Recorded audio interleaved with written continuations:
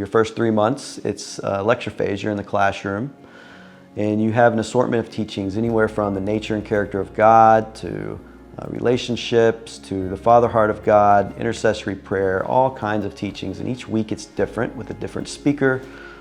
So every Monday morning is like Christmas. Another important part about lecture phase is that you learn what intimacy with God looks like and how to make sure that you set aside that quiet time each day to spend time with the Lord, to be in the Word, to be praying, to be worshiping Him.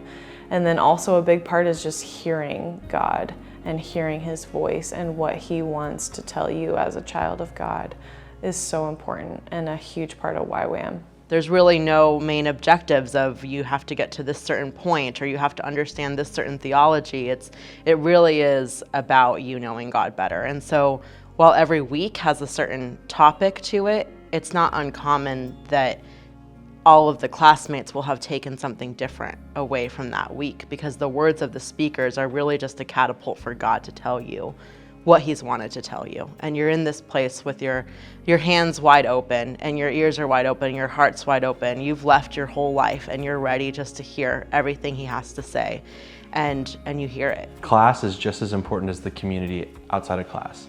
That you're growing in a community, you're living in tight quarters with other families, with other couples. Obviously you have your own room, but your common areas, you share a living room, you share a kitchen, you share a sunroom, everything is there together. And so you're learning what it's like to be in a community, and it's almost like going back to college for a little bit. And then the next 2 months, you go on outreach. And now together as a team, you will begin praying about what that outreach is going to look like. Sometimes you go overseas, sometimes you stay stateside, sometimes you do both. So it really just depends on what each individual school feels like the Lord is leading them to do. But overall, the training begins when you wake up in the morning till when you go to bed at night. You'll be launched out and you will be leading people to Jesus. You'll see hope restored in people's lives. You will see healings. You will see miracles of all kinds occur. And had it not been for, being trained and being compelled and encouraged to seek the Lord in intercession in those hard times, I would have folded and I probably would have left to come home early. At first, it's really intimidating of, oh, I'm going to have to go up to strangers and talk to them about God. I think a lot of us have done mission trips and we've really been able to focus on whatever service we were providing. I know for me as a veterinarian, I was very focused on what I was doing in the vet field of working with animals, and how much I talked about God was like this much. And so this is a program to really help you understand, like, how do you break the ice there? How do you form relationships when you really only have like 15 minutes to talk to somebody?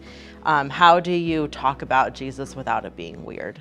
And that's really what the outreach is about, is two months of making God known and making you that much more comfortable in doing it.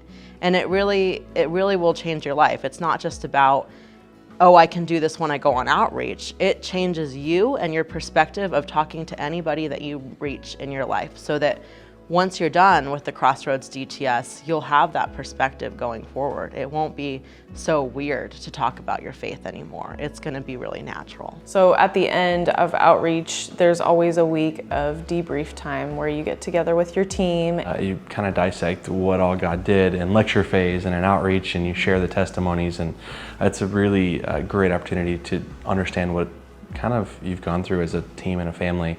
And then you graduate and you're launched from there. Some people choose to do an additional school. Some people head right in the mission field. Some people head back to the industry or back to their corporate worlds, but you won't go back the same.